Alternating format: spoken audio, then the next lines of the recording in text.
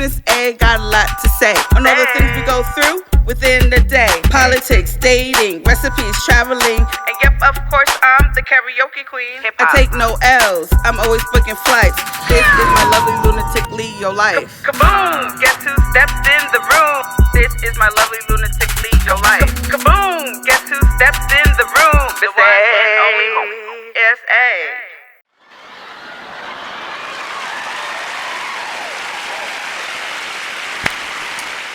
Welcome everybody to my lovely lunatic Leo life, and this is the first episode of season 3. So I'm so glad you guys are here to join us. Season 1 and season 2 are up on YouTube. You can find me on Apple, Spotify, Pandora, Google Podcasts, Samsung Podcasts, and 6 or 7 other platforms because I'm Miss A. I'm so happy to start off this season with such a special guest who I just met a few days ago, and I just felt the connection. I was like, oh, you need to come on my podcast, please. And so I want y'all to give it up for the QueenMotherImakhu. Thank you so much for coming on my show. I'm so honored. Thank you for having me. You have no idea. Like, you're doing something for me right now. So we met at Daraja of Love was having an event in the park for going back to school. So they were giving away book bags and school supplies. They had free food, they had music, they had Newark Community Health there, YMCA. So it was a big event on Saturday. And I was there to record and do a vlog for the event. And so I was just there minding my business. Mind you, what made me get up to go talk to you before he announced it, I was just sitting there minding my business, and I just felt something on me. There was a hornet this big on me, literally on me, and I freaked out. I screamed. It didn't sting me. Wow. Mind you, I'm scared of bees. When I saw this hornet, like, when I was walking to you, I was still shaking. But the fact that it didn't sting me, but it was just like on me, and I don't know how long it was on me for. Oh, that's amazing. And I think I damaged it because it was like the stinger part just kept jerking in, like going like this. And it was on the ground, like it was just like stumbling. So that's what made me get up to go to the other side of the park. You're an astounding woman. You had some killer hornet on you. Oh my God. You harmed it and survived. I harmed it and survived. And even still today I was thinking about it, and I just get chills every time because I'm terrified of bees, just regular little bees. This was sitting right here. So even now I always feel something, and I'm just like, I don't know if it's my mind feeling the sting or what, but I was shaking. But then I started talking to you. We started our yoga, and I forgot about it for that moment. You know what I mean? And that was my first time doing yoga, and it was there was a few other women with us, and a pregnant woman too. She was there, and that was amazing. How did you feel helping us that day? Well, anytime that I have a chance to share yoga, especially from the original African perspective, coming from ancient Kemet, which was the original name of Egypt, Kemet, which means land of the black. And refers to the people. People say that they're talking about the silt that comes up from the bottom of the Hapi, which was the original name of the Nile. But it really was talking about the people because the people who lived there, the Kemites, they refer to themselves as Kememu, which means the black people of Kemet. But anyway, anytime I have a chance to share it, it makes me feel really good. And so I'm really astounded. Let me tell you, this is the second time today that I had a conversation with a woman who talked about having encounters with bees, hornets. Although with her situation, she said that she had all of these clovers that grew in her yard. They were naturally occurring, and she used to just walk through them, and the bees would not bother her. Now, the fact that you had that hornet that was on you, and it did not sting you, okay, that says a lot. I mean, actually, they say that they really don't bother you unless they're feeling threatened. So that speaks volumes. And I've been feeling a pull towards like animals and bugs. I just celebrated, if you guys see my season finale of 2 in Zanzibar, I did a live broadcast. So while I was in Zanzibar, I was on my phone on social media, just on the video camera and drinking my wine, and a butterfly came, and so it was going in my glass. So I took the butterfly and I had it on my finger. So it was on my finger for a while, right? So then it flew away. So then I'm on the video again, And I'm just singing songs because I love to sing or fake sing. And then later on, I'm looking back at that video of me singing, and I didn't even notice that that butterfly came back again and was on my forehead for at least 30 seconds. I'm moving like this and everything. And I didn't even notice it while I'm on my camera doing all this. I checked my video like an hour or two later, and I was like, there was a butterfly on my head this whole time. It ended on my glass. Don't go in my glass. Look, guys. It must be an ancestor. Wow. Hi. I don't know the words. Just should not have been a fantasy. You gave me the sweetest things. This freedom inside. And that's when I'm like, my whole part of that trip was more of like a spiritual retreat, you know, just stare at the ocean and just listen to whatever messages I can get. Mm-hmm. And I felt like transformation. So I'm like, maybe that butterfly was telling me I am transforming, you know? You're in a cosmic flow.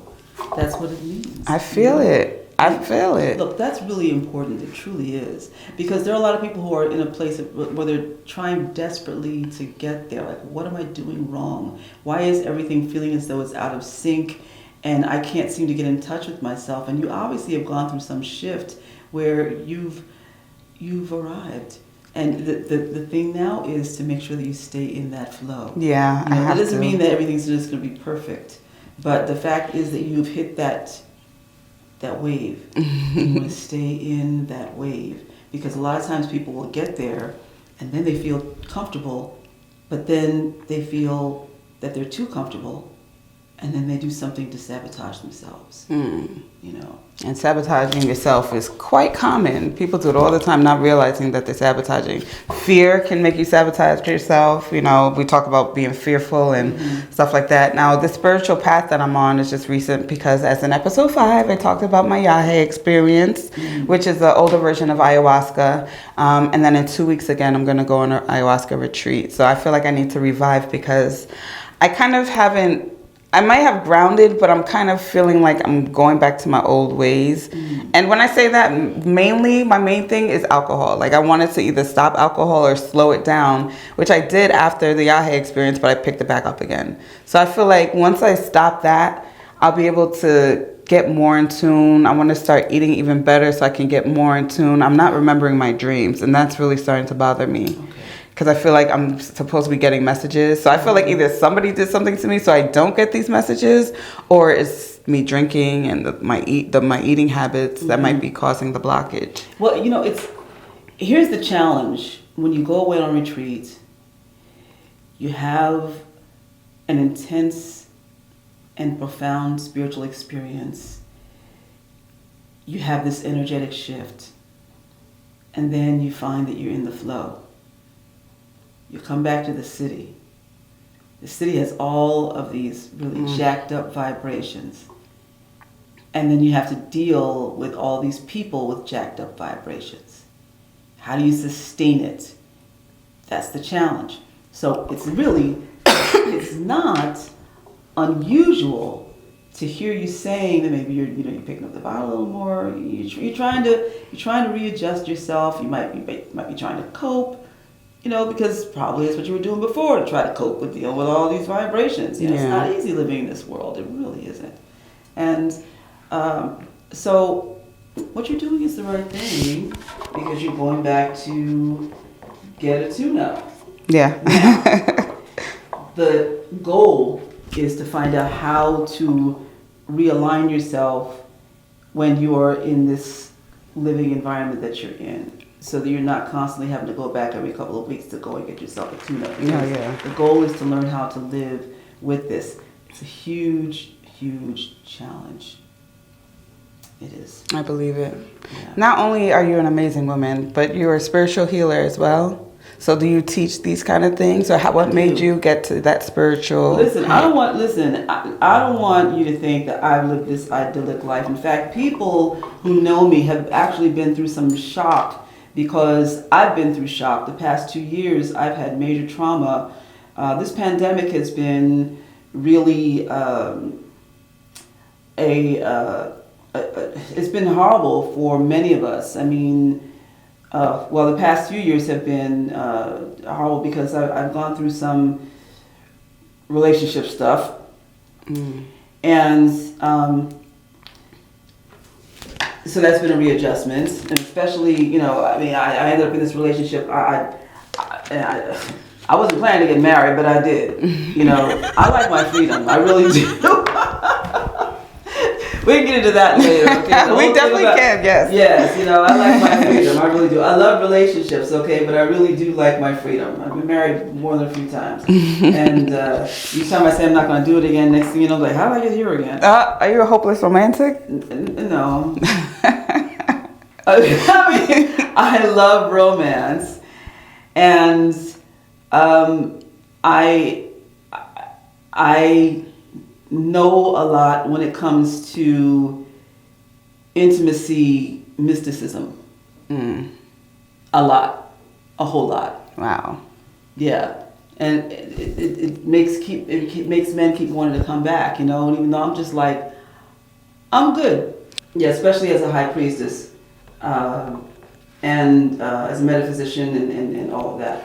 But but it's not just that. It's because of the fact that I love from a deep and sincere place, and truly give my all, and I bring the intimacy, mysticism to that. I don't just use that and throw that out there. Okay. Oh yeah. You know, to me, intimacy is something that is sacred. It truly is. It's supposed to be sacred. You know, and you save the intimacy, mysticism for that. Okay. And you know, otherwise I'm not interested in it. I'm really not. And if your partner is not at that same level, then it's just not. It's not gonna work as no. No, and it's not interesting to me either. You know, I'm good. You know. Yeah. But whatever the case. So I've gone through some changes because of that. And then also because through the pandemic, I lost my mother. She died on Easter Sunday. Oh, wow. I'm so sorry to hear that. Okay. I mean, and knowing that there was still some healing work to do, and I had to give my mother her last rites over the phone. Oh, wow. As a minister. I'm so sorry to hear that. You know, yeah, it was. Were you and your mother close, or you guys were working on some stuff? We were working on some stuff. And it was, yeah. I mean, and I had the power of attorney, so I had to make medical decisions for her over the phone. She just went into the hospital for hernia surgery, got COVID in the hospital. Jeez. You know, I mean, it was horrible. It was really horrible. You know what? Me and my mother are working on our relationship too. It's not been good. And during COVID, actually, right before COVID, I want to say in January, I stopped talking to her. Do you know I didn't talk to her most of the whole COVID time? Wow. Because the way she hit me, or the way we got into it, I was just like, I'm over. And my brother, her and my brother are both Libras, and they know how to do something to me, you know what I mean? So it was me and my brother that were trying to work on our relationship. I cut him off too, so I didn't talk to them for most of the pandemic. And even if I would think like, what if she got COVID? And I'm in my stance like, you know what, I'm not gonna say it, but it was that bad, you know. I'm like, towards the end of COVID, it was like I felt bad that I was feeling these things towards my mother and my brother, but they always take me back there. So at the end but I was still traveling. I went to Jamaica in July. I went to Puerto Rico, and in Ghana I went in December of 2020. And now that was going to be the first time I was going to see my brother since we fell out, and we were going for my cousin's wedding. Because for those of you guys that don't know, and you're new to my show, my family is from Ghana, but I was born here in New York. So that was the first time I saw my brother. So, you know, we said our hellos. And the first day in Ghana, we got into a huge blowout. I almost got kicked out of my Airbnb because we were arguing loud back and forth. So now it's like, every time I see him, I'm getting triggered. And and everyone in the family's all like, oh, Jason, I'm so happy to see you. And I'm just like boiling. But my family, thank you to my cousin Lydia, she's one of the older cousins. She was like, well, you guys aren't leaving Ghana without talking. So they sat us down and we spoke for at least 3 or 4 hours. So ever since then, we've been working on it. And, it was rocky a little bit, but we're getting better. And then since my change, or since my new, I found my spirituality, I've realized, which one of the things I realized that night is my spirit is stronger than both of them. So I have to learn not to let everything they do affect me, and try to just show them my light so that they can shine through my light or something like that. Well, see, that's beautiful. That's what came to me that night at Yahe. Like, you just have to, whenever you see an argument coming, you don't get the last word, just let them say their piece, and just try to end it amicably, and just still don't cut them off. Just try to work on it. And so ever since then, things have been getting better with both of them. Give thanks. That's really beautiful. Yeah. So it's ironic that your mother was in the hospital, and I was imagining that situation. I was just like, and now I'm seeing you, and I'm like, damn, well, she really was in the hospital like that. It was really rough. I had to be the one to tell her, you're not coming home. Oh my gosh. I had to be the one to tell her, you didn't want to tell her, my sister, who's 2 years older than me, but I was always the fixer in the family. I was the fixer, even though I was the black sheep. Oh my goodness, me too. Yeah, but I was the fixer. Things got bad, then, I got the phone call, right? And even though I had the people, I was giving, people got the impression based on things that were told about me that weren't true, Still, it was known, even though we were lying on her, she fixed it. So here is the fixer who had to, because I was trying to fix things up until the end because of all these different situations that I can't go into right now. But, trying to fix things for my mother in the hospital because I was believing that she was coming home. And I was actually trying to make arrangements for her to come and live with me. And trying to make arrangements actually for her to go into a good nursing home. Because I was told that, even though she had COVID, that it wasn't that bad. And then the nurse calls me and the doctor calls me and tells me, I'm sorry, the nurses have been lying to you. Your mother's not going to make it. Oh my gosh. What are you telling me? Your mother has 2 hours or 2 days to live. What are you telling me? What are you telling me? And my mother had been egging my phone calls because she heard that I was making arrangements for her to not come home. Gosh. So she had been egging me. Wow. Now I said, put my mother on the phone. That's crazy. Now I gotta tell her she's not coming home. For sure. That she's dying.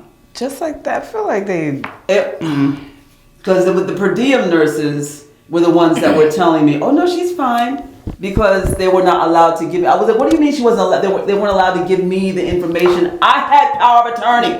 What are you saying? The doctor is all kinds of apologetic because she realized that I was not getting the information. Yeah, that's crazy. It was nuts. It was absolutely crazy. I'm telling you, I've learned more about this medical system, how jacked up it is, although I have my own opinions. I've seen for years that this is happening just in different things in my life. That's another whole conversation. But anyway,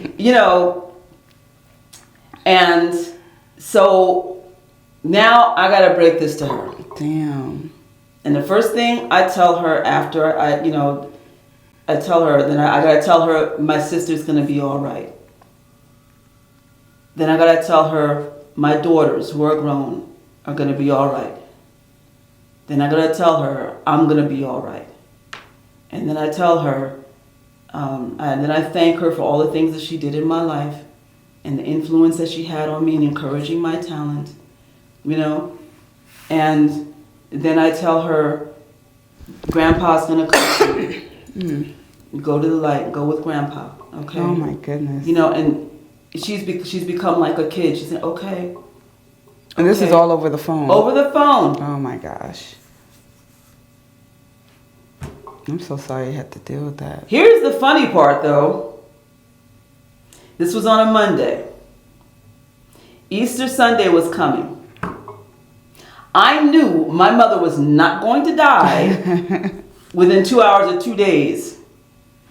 I said, my mother will die on Easter Sunday. Wow. Because that way every Easter we'll be forced to talk about her. You knew your mother well. My mother died on Easter Sunday. Oh my goodness. Yes. But I will tell you. Bless her soul. When I called, this evil nurse. I said, I'm calling, how's my mother? She said, she's still alive. Oh my gosh. Have they become so desensitized by everything that was going on? And I complained. The doctor was so sorry. She said, I'm sorry. It was one of the per diem nurses, but she had no business talking to you that way, you know? That's... Listen, this whole COVID thing has been just nuts. But I'll tell you, the last 2 years, I basically have been in various stages of holding on to my sanity, having breakdowns, you know, just barely holding on. And people were not used to seeing me that way. Mm-hmm. They were used to seeing QueenMotherImakhu. You know, I just always somehow holding it together. People always seeing me somehow land on my feet. They were not used to seeing me that broken. You know, it was too much on you. It was sometimes it felt like it was just too much. You know. Yeah. But you know, I my sibling and I, we have not been in communication, because the one thing that we were forced to do when my mother was alive was to communicate, even though it was really pretty wretched, right? But now we don't have to, and it's been okay. Without speaking. It's been more than okay. It's been more, and my therapist, go to therapy. Yes, I had one too. go to therapy, okay? I'm telling you, and my therapist affirmed, you do what is necessary for your healing, okay? And there was one day when I called because my mother specifically wanted me to have this one piece of, a very unique piece of furniture that she had. I called to let my sister know that I was going to pick it up.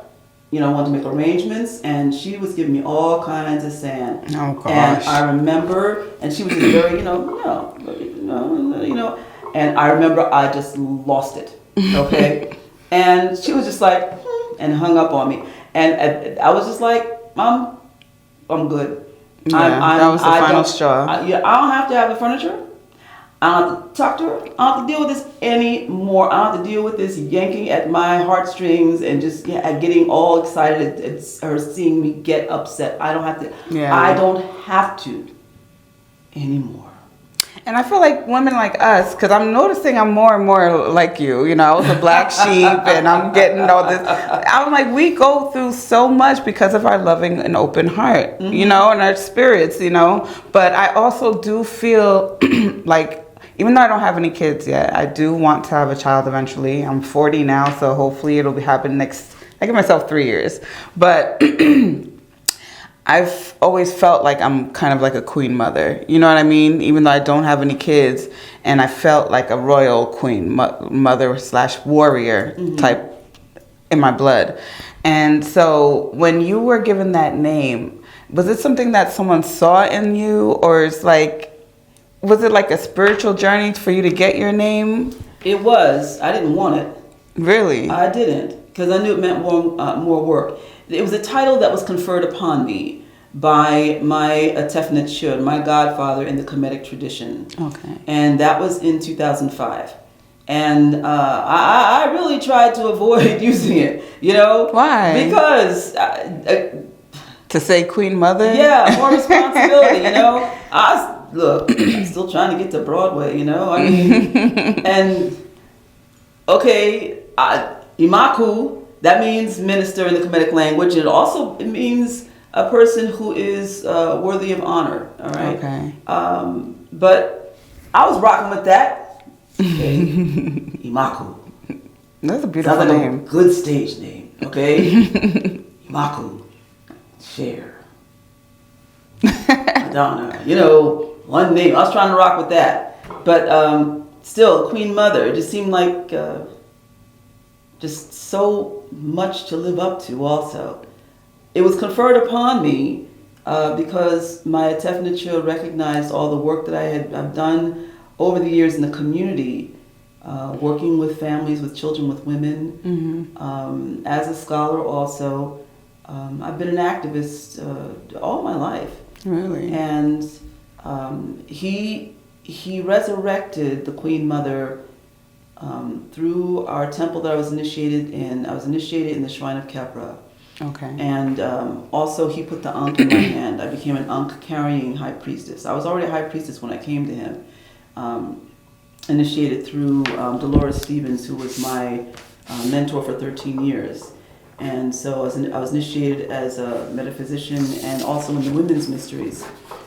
And through her mentor, I was also initiated as one of the flame keepers of Bruges, which is actually a Celtic tradition, but she was one of the original black. Her lineage was through the Black Irish that came through. Her lineage was of the handmaidens of Nubia that served the a family of Celtic Kemetic royalty, and when they fled Kemet, they came into the Celtic Isles, and so her mentor, and this is something because she kept that a secret from me. My mentor of 13 years actually kept that a secret from me all these years, right, for years.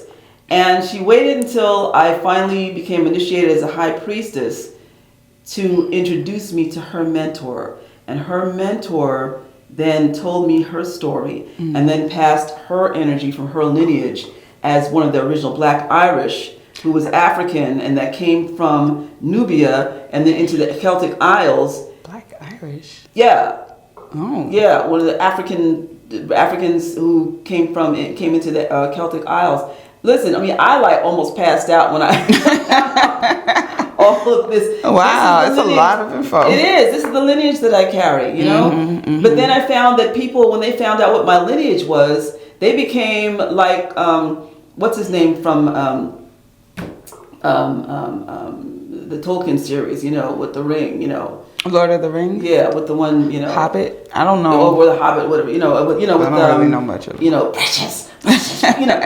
It was like they had to try to attach themselves to me because they wanted the energy from my lineage. Oh, no. Yeah, so that's the other thing, too, because... You gotta be careful with your energies, man. Well, yeah, because I even started feeling like that's why my godfather, when he found out, then all of a sudden he wanted to initiate me into his temple. No, boy. Yeah, so... Everybody want a piece of Queen Mother. Right, so, okay, now all of a sudden you've given me this title of Queen Mother, and and his wife also said, and hopefully now you'll share with us everything that you know, because I've had some serious knowledge passed on to me, you know, and I'll tell you quite honestly, the day that I was initiated, I actually had a seizure the night before. I had a bunch of seizures. I have epilepsy, and wow. I didn't even know I was going to be initiated as a Queen Mother. So it was like an upside the head when it happened. And I remember the brother that I was friends with, but also who I had initiated as a high priest into my temple, when he brought me home, and I was in the car, and generally after I have seizures, how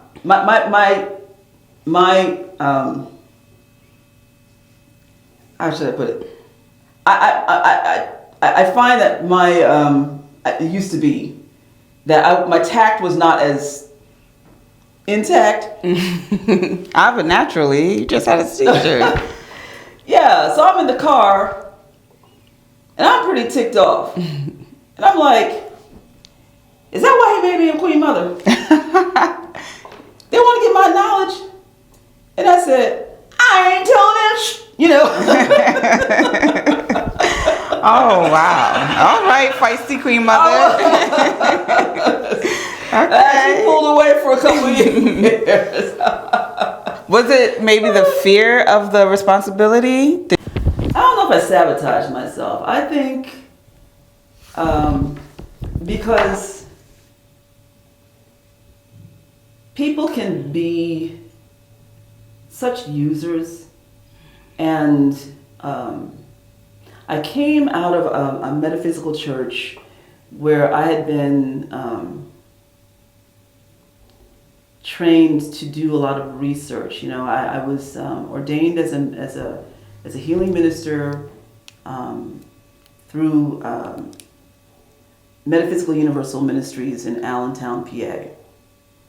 This seeming organization full of hicks, okay, where I was one of 3 black people, and I'll tell you, you never judge a book by its cover, because I learned some really intense lessons when it came to mysticism from these folks. Really? Yes. Yes. But I also learned the importance of studying. You know, we were required to take world religions classes and healing classes. We learned a wealth of information and practical information, and you know, that I'm ever grateful for. But I remember I used to ask my ancestors, "Why do y'all have me here?" You know, I really did. But that's also where I found my mentor, and she was constantly encouraging me, as well as other people in the church, saying that it is your destiny to lead your people in African tradition. They were not trying to squelch me in any way. Mm-hmm. They were really very dedicated in having me find and stay on my destiny road. That's good. Yes. That's good. And in fact, I really didn't want to be a minister. I really didn't. But a couple of the elders, they came to me and said they had dreams about me. And they said they saw me in white African clothes and a white African gele. And, you know, one said that she saw me dance. Well, they knew I was a dancer. They encouraged me very much in my career in the arts, and they came and supported me in the programs that I had, performances and so forth, and the theater ensemble that I had. And but they knew that there was something greater. Mm-hmm. One said that she saw me dancing with snakes, you know. Oh. And each of them said, you know, you're supposed to be a minister, right? Now I was like, I'm not doing that. You know, but the one, my buddy JP, he said, you better answer your destiny calling. You know, your life's not going to come together if you don't do what you're supposed to be here for. It's the truth. We know why you're here. It's the truth. It is. If you don't follow your destiny, you're just going to keep running into roadblocks. You know what I mean? And I'm so grateful that I'm meeting people that are knowing their purpose and finding their destiny. Just like I said, I believe I found my purpose and my destiny. I'm still, you know, I'm not sure if purpose and destiny is the same thing. Would you say purpose and destiny is the same thing? Or, because I feel like I have a purpose, but my destiny is greater than my purpose. You know, I feel like my purpose is for me to live my life and share it with others so I can inspire them to live their best life or to find their happiness.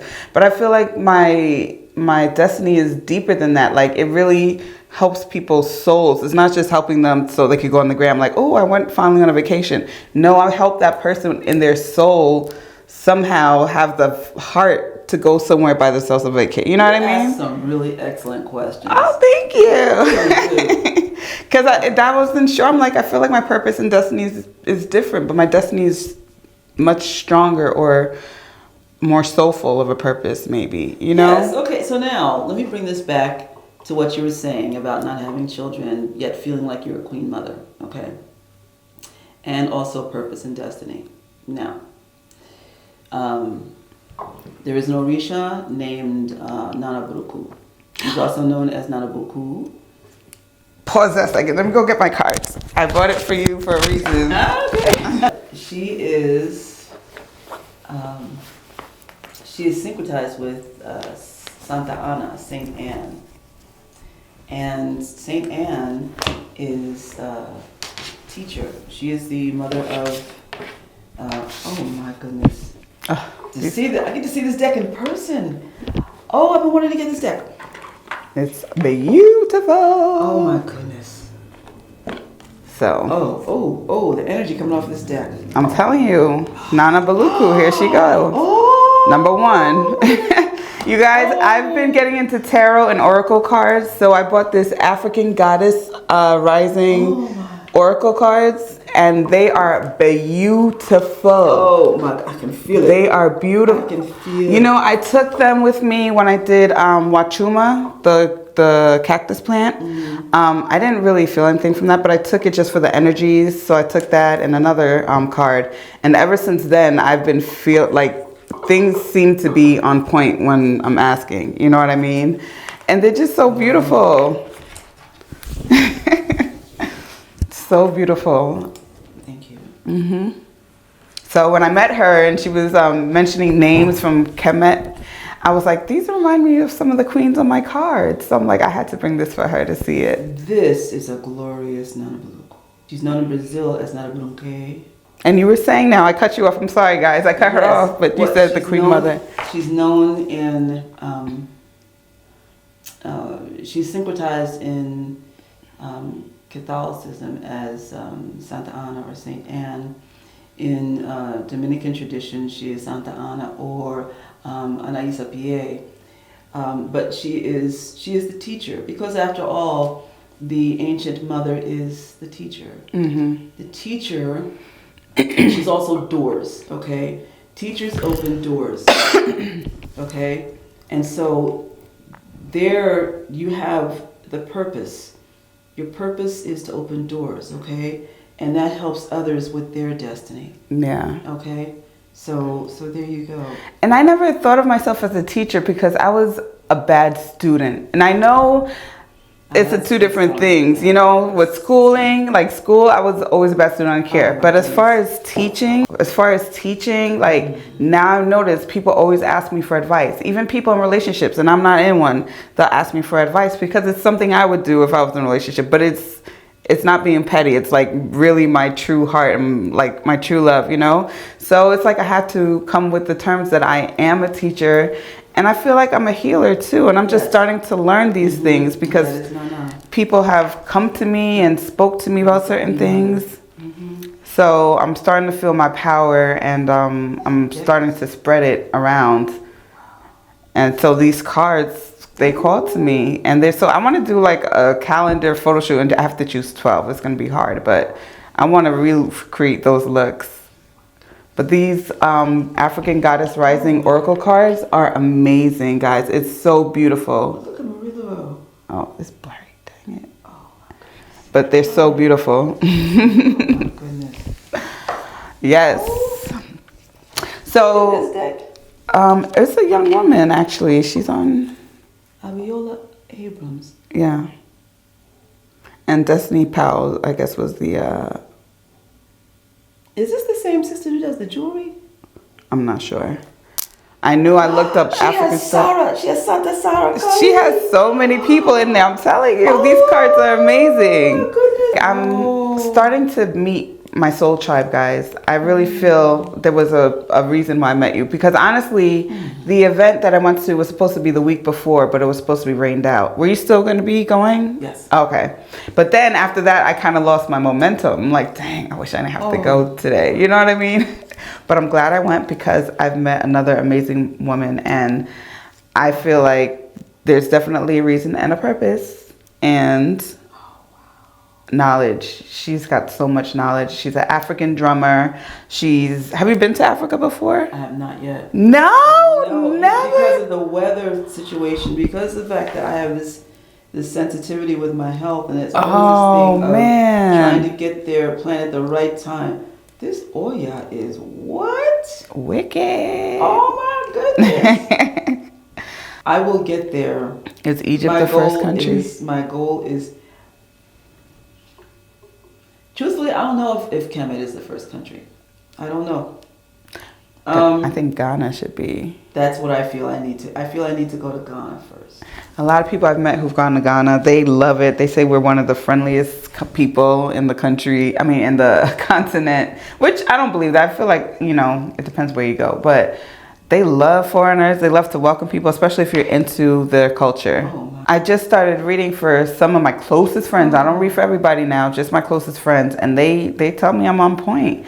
But it's their energies that they're bringing. And I feel like I'm getting stronger and stronger using my tarot cards. They all call to me because I've been watching my YouTube tarot readers. But I'm also learning from my YouTube tarot readers too. So that's how I'm starting to get stronger.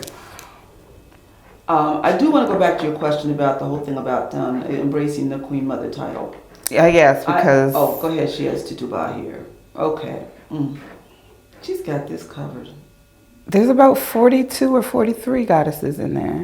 Gadesh. She has Gadesh. Oh, my goodness. It's like she did her research on this. Oh, she surely did. She knew what she was talking about. And then the descriptions of it really gets you going. Like, it's motivation. It shows you that you are the queen person or royal person or anointed person. That is the truth. Oh my goodness. She has Aunt Nancy. You know this is a Nancy, right? Yeah. And Nancy, I think that was the first African book my father read to me and my brother growing up. Or a story that he told us. Oh, wow. Isn't it so powerful? Look, the very fact that she has La Santa Sara Kali, you know. Divine lineage. Yes, this is in Makulunga. This is, oh, wow. She is, because she's the queen of the Sigana.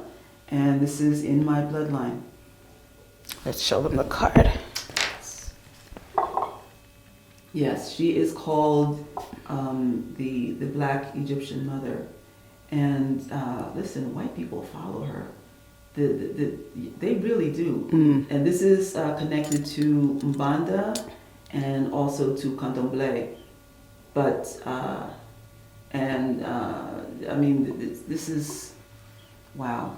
And it's interesting when you're reading the book that comes with the cards, a lot of these African queens and goddesses and warriors were named, or other gods from the Greek culture and everything else were named after some of these African goddesses.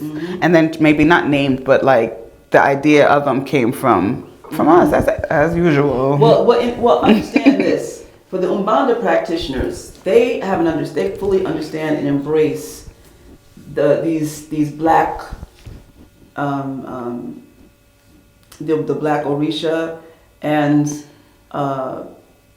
very few of their statuary do they have depicted with white skin. They honor, like with Oshala, he's black, you know. They honor them with the black skin. Because they also understand that it comes out of Makumba, which is straight up from the motherland. So, yeah, I'm not just a Kemetic elder high priestess. I also am an Umbandista. My godmother is a black woman, and so there's that line that is crossed where it's also Kimbanda that's practiced in Makumba. So. It takes it originally back to the African origin. So, and I specifically, she looks like my grandmother too. Really? My godmother. Oh, your godmother. My godmother looks like my grandparents. My ancestors brought me to her. Wow. Let me just share this funny story. Okay, and because I knew it was time for me to go back to Orisha, and. So I was on the side of town because there are several sections here in Newark. I was over on the Brazilian side of town. Okay, over in the Ironbound East Ward, yeah. And my doctor's office is over there. I was teaching over there. I've been teaching over there for years. And so I had not been to the Botanica over there for a while because of COVID and so forth. But my ancestors put it firmly in my head to go there. But they also told me that I needed to get some soup. I needed soup. I had this picture of some soup in my head, a bowl of soup. I said, why? I don't understand why. But you just follow the directions. Yes. I don't understand why, y'all. Okay, soup. So I'm trying to figure out where am I going to go get some soup, right? So I was going to go to this one place I used to go to before COVID. I go in there. I sit down, even though they specifically told me to the Botanica to get soup. I still didn't get it. But you try to just force fit things. Yes. So I go to my place, there's up the street and around the corner from the Botanica. I go and sit down, and I said, yeah, so I feel like some soup today. Oh, we don't have soup. Yeah, okay, all right. Let me just go on, take my behind to the Botanica. Okay. So I go in, and so the owner, Betania, she's like, oh, I haven't seen you in so long, blah, blah, blah, So there was a guy there who used to do readings, and I'd stopped getting readings from him. It wasn't right. So I told her, I said, well, who do you have doing readings now? Because then especially, you get to a certain status, you're very picky about who does readings for you. Very picky. And so... the owner there, I trust her, right? And she had told me, no, we don't, we stopped dealing with him. But she said, but there is somebody I want to recommend to you, right?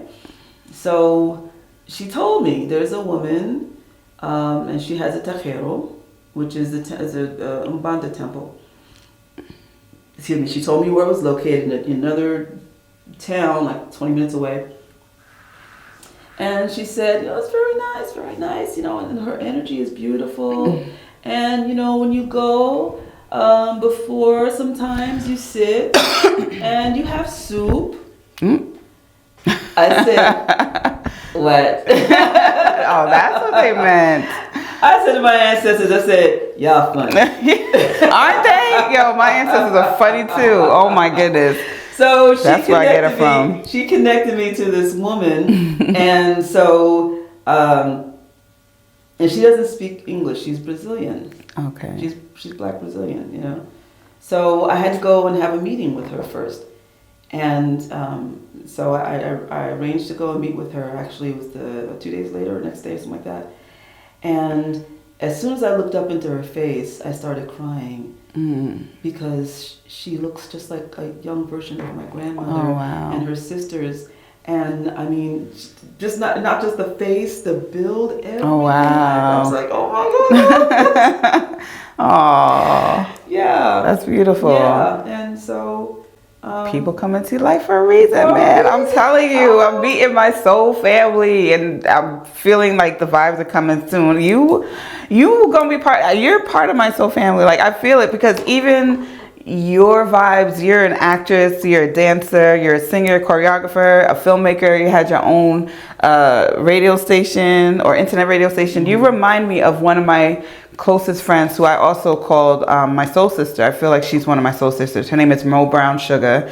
She's on episode 6 through 8. I'm not sure which one, but she has her own production company called Sugar Productions, and she started young. Like, she's been an entrepreneur boss. She mentors artists also. She's a dancer, singer. She was in theater too, and she's just amazing. And she reminds me so much of you. Like, I'm gonna have to connect you guys. I really have to connect you guys. But yeah, I do want to talk about your online radio station as well, because you just blew my mind with that as the first Black woman to have your own internet radio station. Conscious internet radio station. Conscious radio, because I started doing online radio. So this is amazing to me. How was that, and how did you start off with that?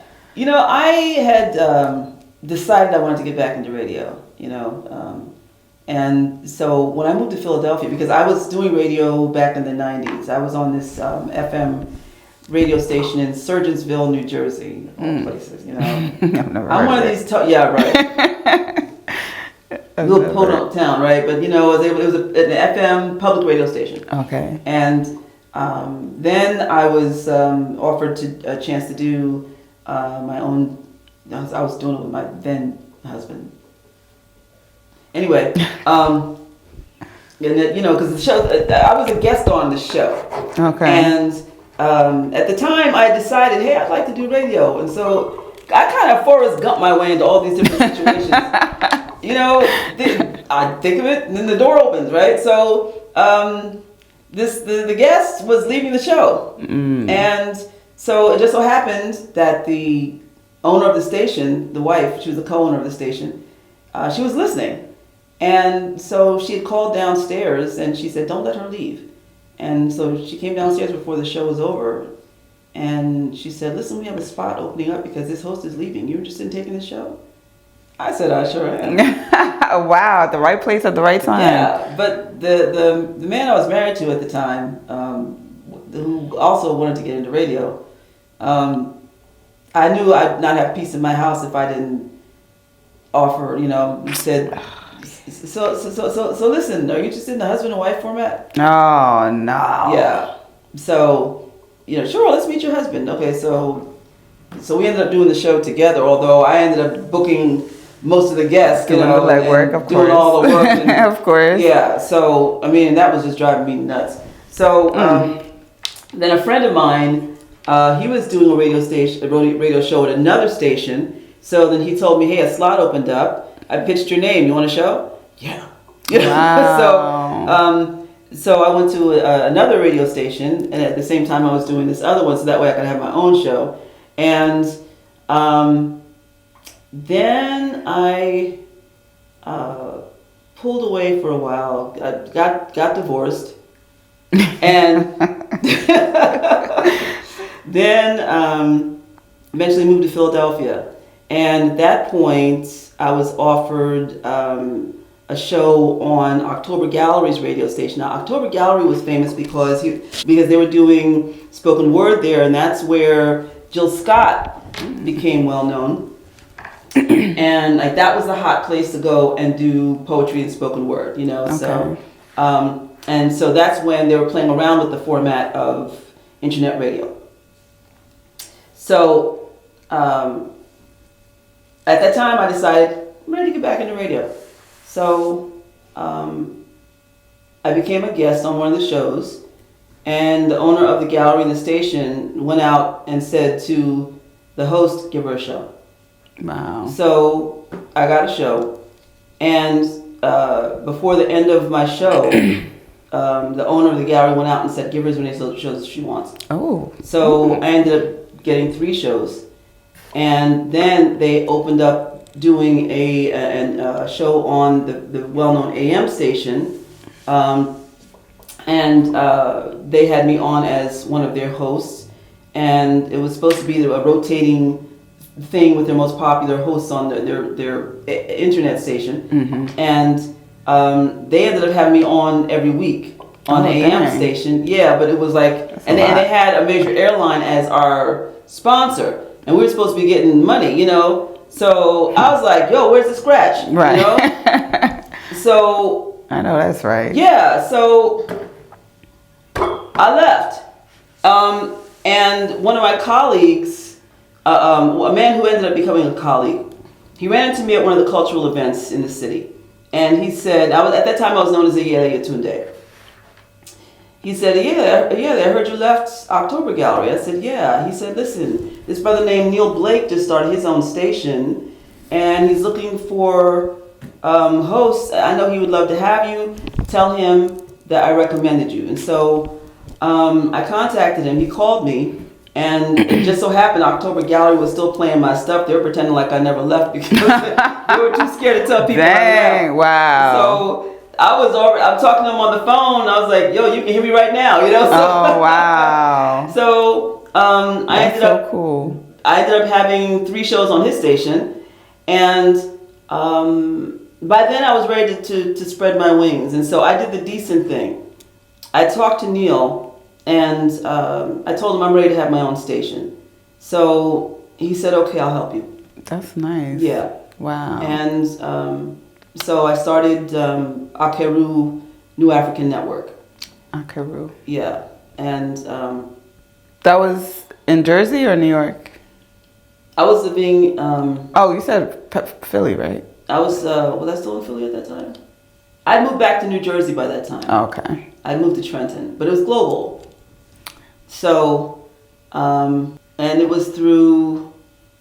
At that point, I started with one broadcast system, but then I left and went to Live 365. Live 365, yeah. Okay, I remember them. And started competing with the big boys, because at that point, that's when Brother Kidi Awadu was on with his station, and Inner Light Radio was on, and Brother Neil was on. And here, it was funny because I was competing with myself, because I was still on Brother Neil's. he was still playing my content, and so, but here I'm trying to get in, you know, they would play each other's content, and they would do specials where they would be talking with each other and all this other stuff, simulcasting. So I said, "Oh, come and get in this game." So I contacted them and said, "Hey, you need content?" Sure. So, because I produced all of my own shows. I found all of my own hosts. I literally recorded them, edited them. I recorded my own jingles. I found people to sponsor, you know, to pay to be on the station. I recorded their jingles and all that stuff. Oh, that's nice. Yeah, you know, so I'm doing all this by myself too. If it wasn't for you guests, man. For you. That's why I understand, okay? You know, and that's why it also pays to know all of the tech stuff. It really does. Yeah. So, it's nice to have somebody else to do it for you, but when you do it yourself, you know, you have to do it yourself. You got to do it yourself, but also that way you direct your own content. Yeah. You have your own vision, your own voice. But until you're able to get somebody else to do it for you, then hey, you got to do what you got to do. You know. And I appreciate it. I appreciate every step. So, so here's what I did. So I contacted them and I said, "Hey, you need content? Sure. Hey, I can send you my shows. You know. So okay." So what I did was I made sure that each of the hosts said in the very beginning, the middle, and the end of each show, "You're listening to, name of the show, I am so-and-so. Such and such show is produced by Akeru Radio. AKERU radio.com." Okay? See, and you hear people saying triple W now, right? I started that. Yes. Woo, I'm telling you, I got some people on my show, guys. This is not a game, okay? I got the best of the best, okay? So wow. When I would send my shows over to these other shows, they're hearing, you know, Akeru Radio, you know, so they're like, "Oh, let me go over to Akeru Radio since this is where it's being generated from," and that started bumping my numbers up. So now I got up into the top 20 and the top 10, you know, so now I'm competing directly with them. That's amazing. Yeah. That's awesome. Yeah. I started, getting into this game, I started at William Patterson, and then after that, I guess that's when my first cycle of good karma came, because I was getting all my intern jobs. Like, I got a job with Wendy Williams, which I'll tell you about that. Oh! I'll tell you about that story. Oh, we got to talk about that story. And then I got an internship with Power 105 and Interscope Records. But with Power 105 now, I sent my resume. My phone got turned off for like a week. Oh. So I'm stressing, like, oh my God, they're going to call me. The same day I turned my phone, an hour after I turned my phone back on, I got the call from Power 105. Wow. An hour or two at the most. When on my phone, after a week of being off, I got the call for an interview for Power 105. Oh my goodness. You know, so everything started working out. So with Wendy, now, she's another part of my story, because when I was 10 years old, my father, he used to work at Black Enterprise magazine. Oh, wow. So me and my brother used to go with him to Black Expo and help out and everything. And at this time, she was on Kiss FM and she was broadcasting live. So at 10 years old, I was loving Wendy. So I knew she was going to be there, and I had a project for 5th grade to interview somebody important in our lives, or blah, blah, blah. So I went there with the intention of asking Wendy to interview. So, of course, she's broadcasting live, so I couldn't get to her. So I'm talking to her through her bodyguard. And I was like, you know, I have to do a 5th grade project, and I want to interview you. So she gave me a number. So I was so excited. I couldn't wait. Like, I guess the next day, or that was a Saturday. So on Monday, I called, and it was a water company. It was a fake number. Oh, wow. Now, I have to remember, listening to her as I was growing up, she always said she didn't deal with kids. Like, you know, like, kids shouldn't be listening to my show, blah, blah, blah. So I was devastated. But I interviewed Earl Graves, the owner of Black Enterprise, anyway. So I was just like, that's good. I got my A. Oh, see, look at this. Oh, who's talking to you? That was weird. So fast forward to, so that happened at 10 years old. Fast forward to when I went to William Patterson. Mind you, I was a late bloomer in school because I messed around in Norfolk State. I went to Raritan Community College after Norfolk State. So I was like 23 as like a sophomore at William Patterson. And so I joined the William Patterson radio station. I didn't know anyone at the station yet. I had just joined. I just got my t-shirt the day before. But I knew Wendy was it was an event in New York for college and community radio. And I knew Wendy was going to speak there. So I was so excited. Like, okay, this is my time to redeem myself. So I had practiced what I was going to say. Of course, I ended up there late. So I was like, oh my God, I'm going to miss it. But there was one seat like in the second row in front of everybody. So I walked through with my WPC shirt on.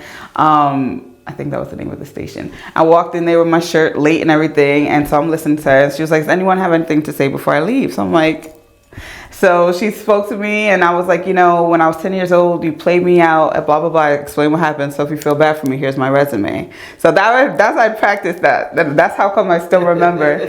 So she's like, okay, give your resume to blah, blah, blah. So I started interning for her. So now I'm going in once a week or whatever. So then 2 months later, I was going on vacation with my mother and my brother to Dominican Republic. So now, mind you, as an intern with Wendy, you just basically, you get there, you look up entertainment news, you get clips, and then all the interns do this. And she'll pick and choose what she's going to use. So that's all you really do, and then you stand around and wait for her to tell you to do something. So I was always asking, like, what can I do? I was always trying to keep myself busy, right, before I left. So when I was coming back from my vacation, I had a gift for her and everything. I was on the bus on my way to intern, and I got the call that I was fired because I was being too pushy. And it was only like 2 months after I got this internship. So luckily, I had met this flutist. Her name was Bobby something. A black woman, older woman, and she's a jazz musician. Bobby something, I don't remember her name. So I met her somewhere, and so I called her, and she was like, well, come to Harlem since in New York. So I met with her, and she was just such a sweet person. So fast forward to maybe a year later, I'm working at Bed Bath & Beyond, and you know, I was going to Willie P, staying on campus, and she lived not too far from William Patterson. Mm-hmm. So I was working at the Bed Bath & Beyond that she goes to. I'm walking to the bathroom, crossing the entrance as she's coming in through the entrance. Oh, wow. Like, literally, you know? So I was like, hi, I used to intern for you. I don't know. She's like, yeah, I remember you. She's like, walk with me. So we're walking, we're talking. And when we got to the register, she's like, well, how do you feel about babysitting? I was like, you know, I used to babysit with my father at Black Enterprise when we go on business trips with him. She's like, well, great, I need a babysitter. So I was like, oh, wow. So I started babysitting her son. I started tutoring her son. I was going to her house when he was 6. This is when he was 6 years old. This is how long ago it was. Babysat, tutored, everything. And I'm like so happy to be there. There were some situations with her where she was kind of finicky and funny. But she used to have these black ball parties or something. I forgot what it was. And one of them happened to fall on my birthday. So now mind you, whenever I had to ask Wendy for something, a favor, it takes me all my guts to get the courage. So I finally asked her for tickets to this because it was my birthday. Mm-hmm. So when she was giving it to me, she was like, I really don't want to give these to you. Don't act like you know me. Don't try to act like you see me. Don't try to get a VIP. Just take the tickets. I was like, all right. She gave me the tickets, but you could have just said, take the tickets. Wait, there's more. What? That was just one instance. So fast forward to me doing that. Now she invites me back to be an intern. So now I'm like the head intern. Now I'm calling celebrities, managers to book them for the show or for events that she's holding. So now I'm like the big kahuna of interns. So I was loving it. And I'm still going to her house to babysit and tutor her son on top of that. You know, I went to Puerto Rico and Vegas with them just to do I mean, I was missing school and everything. I didn't care. I'm like, this is Wendy. So later on, she was also hosting comedy nights at a comedy club. So I brought one of my good friends with me to the comedy show. And at the end of the comedy show, one of Kevin's friends was trying to talk to my friend. But she wasn't interested. He was an ugly, short Jamaican guy. And she was like giving me the look like, girl, like, let's go. So I was just like, all right, we're going to the bathroom. So this guy got mad and started yelling at me. Whatever. I went into the show the following week, and Wendy, producer, which I was cool with, and her talent booker, which I was also cool with, they're like, well, you know, Wendy says she wants to let you go because something happened with Kevin and blah, blah, blah, blah. But she told us to tell you that, you know, your time has come. So I knew that Kevin told her to fire me because of that situation with his friend trying to talk to my friend. Oh, my goodness. Yeah. So they told me that, and I was just like, you know what? I've been here already 2 years. You know, my time has come. I mean, I was hurt, but I'm like, I'm trying to leave amicably. So I was just like, I even bought her a card my last day, and gave her a card, you know, like, thank you. She doesn't know that I know why she let me go. She just, whatever she told them to tell me. So I said, okay. So now, mind you, when Charlamagne started working, I met Charlamagne the same day she met him. I mean, they were talking on the phone, but he came to Puerto Rico, and that's where they finally were introduced. And I was at the cottage. So Charlamagne used to always be at her house sometimes too while I was there. So we would like talk a little bit, nothing much. So 3 months after I left the show, one of my friends was like, yo, I think Wendy's talking about you on the air. She was saying that, she was like, the old intern that used to babysit and tutor my son from New Jersey tried to seduce Charlamagne at my house. Mind you, I'm 23 or 24 at this time, trying to get into the radio game. This is when MySpace was good. So I go to MySpace and I messaged. So I was just like, you know, what did you tell Wendy? Why is she saying this? He's like, I don't know. You know, Wendy's crazy. I was like, well, tell her to keep my name in her mouth or I'm going to sue her. Right?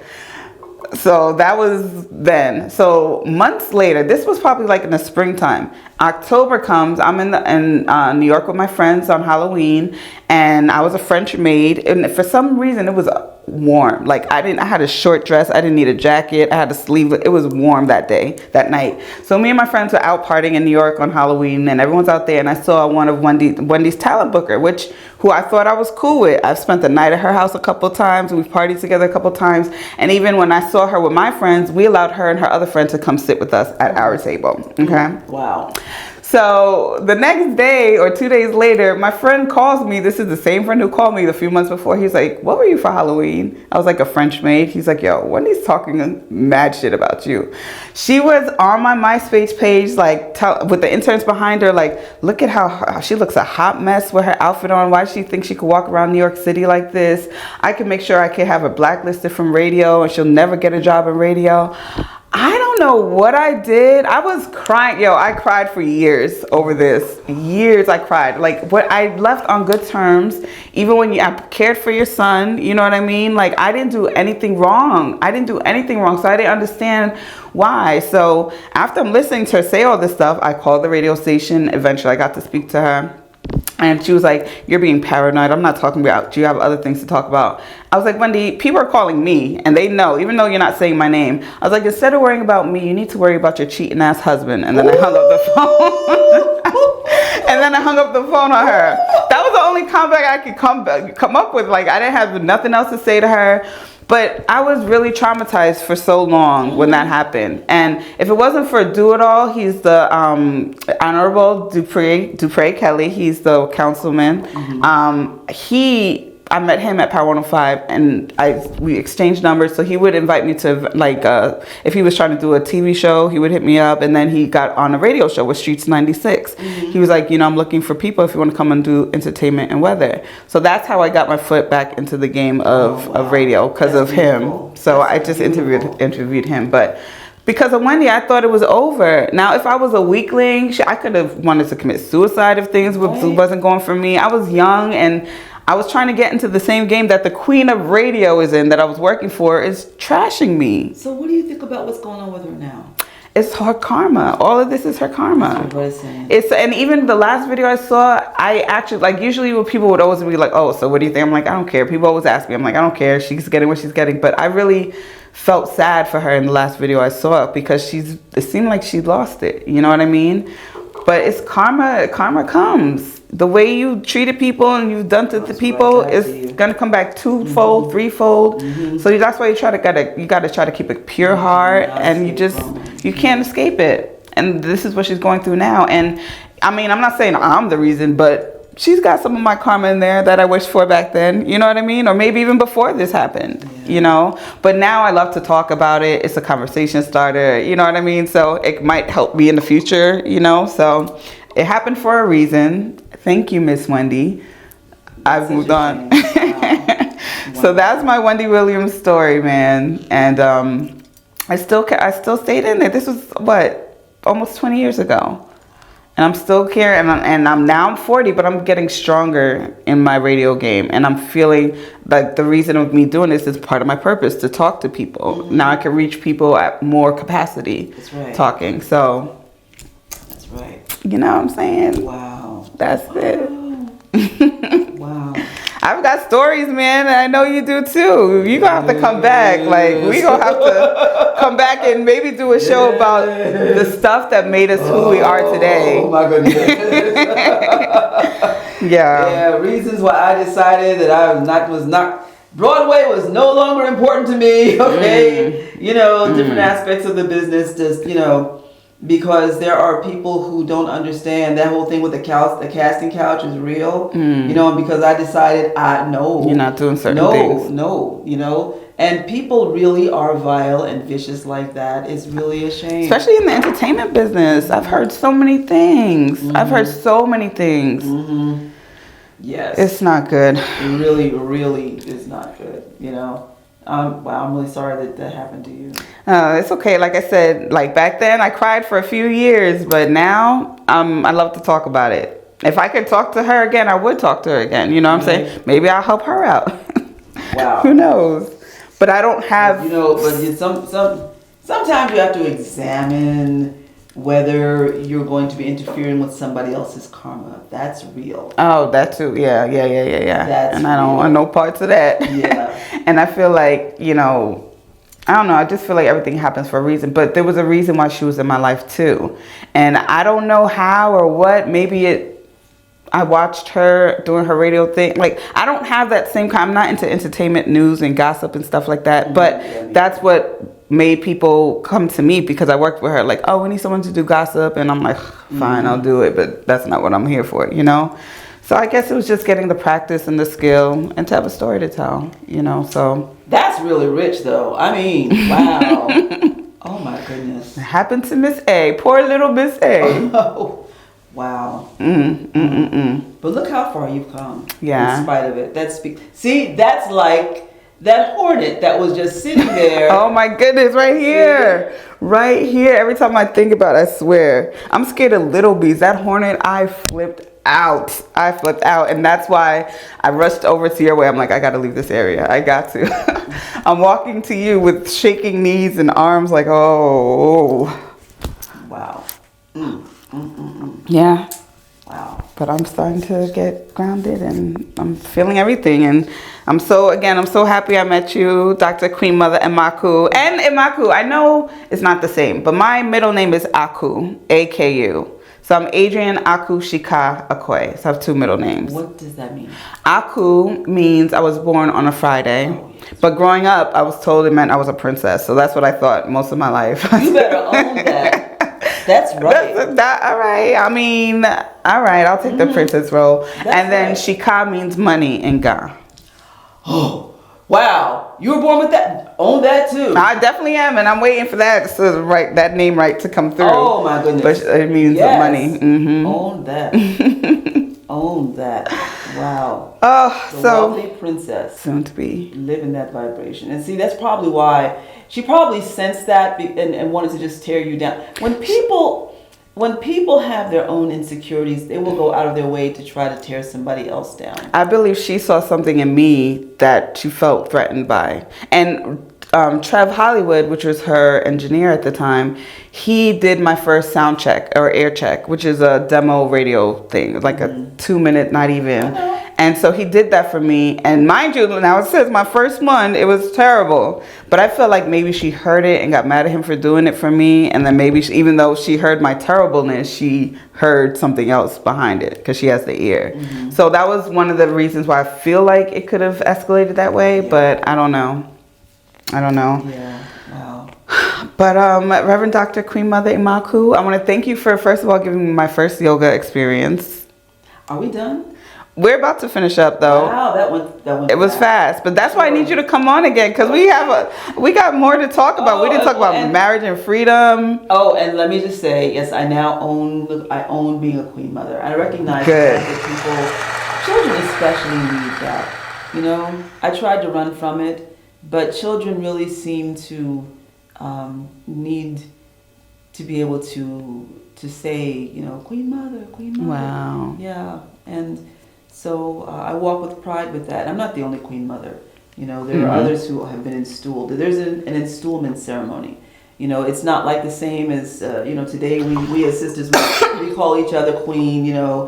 Others say they call themselves Queen, but it's not the same. And I see people now online where they have taken the title Queen for themselves, and it's not the same. It's not.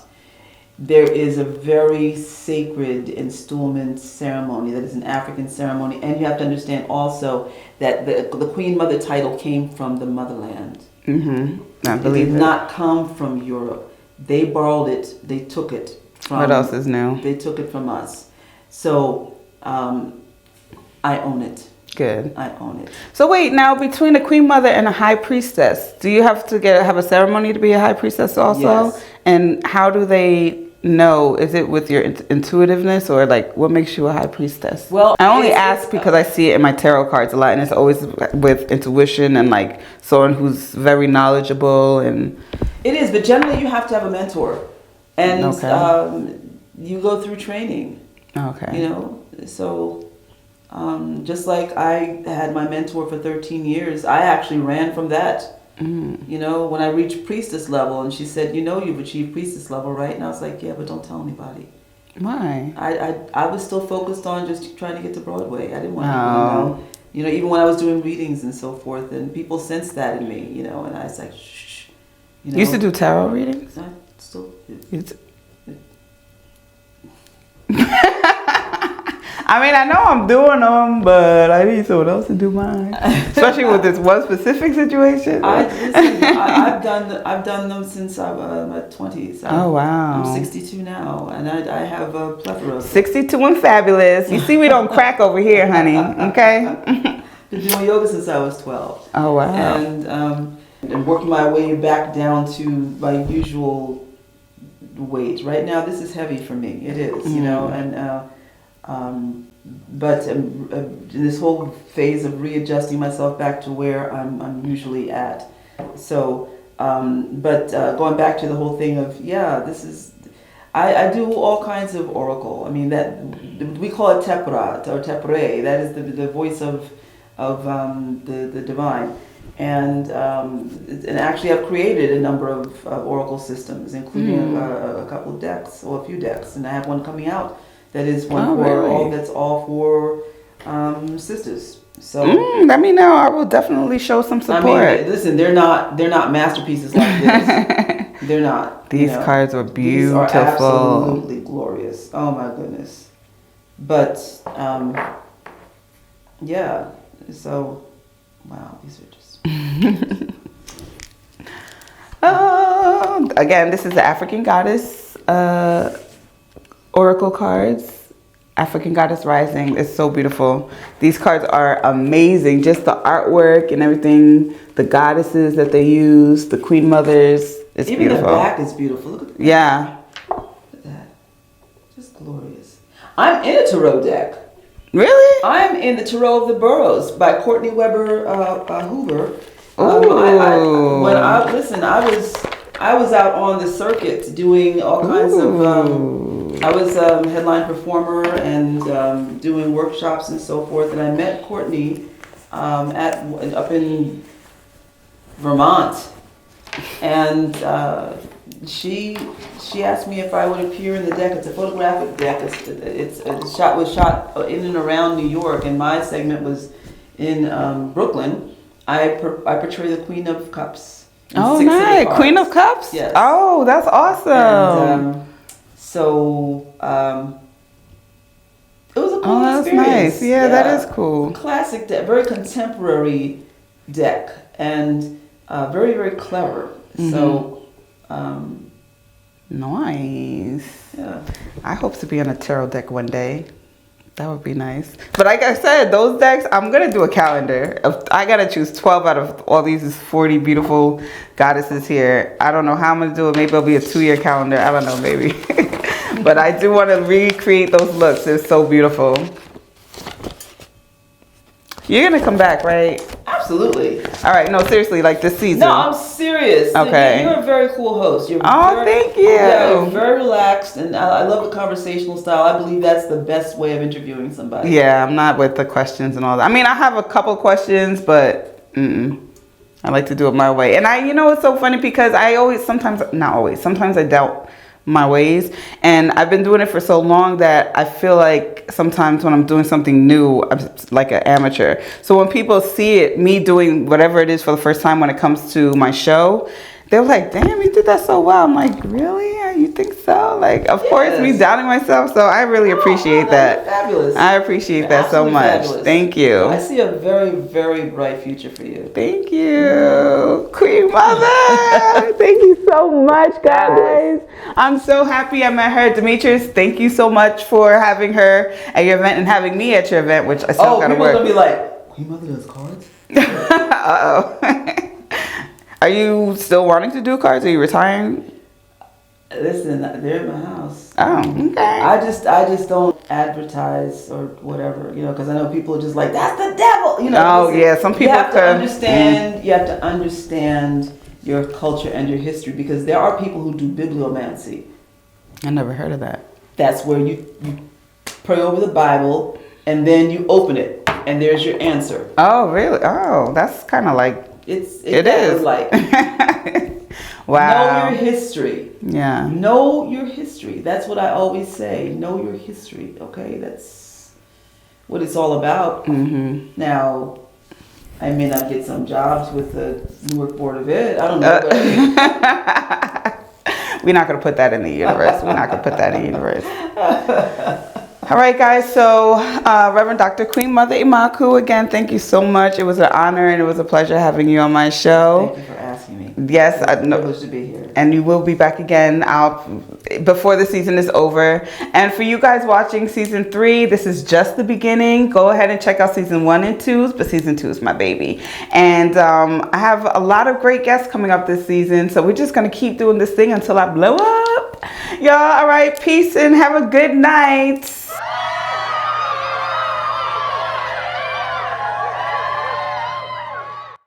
So that's it. That's it. You're absolutely fabulous. Thank you. Thank you so much. I can't believe when he did that to you. No, yes I can.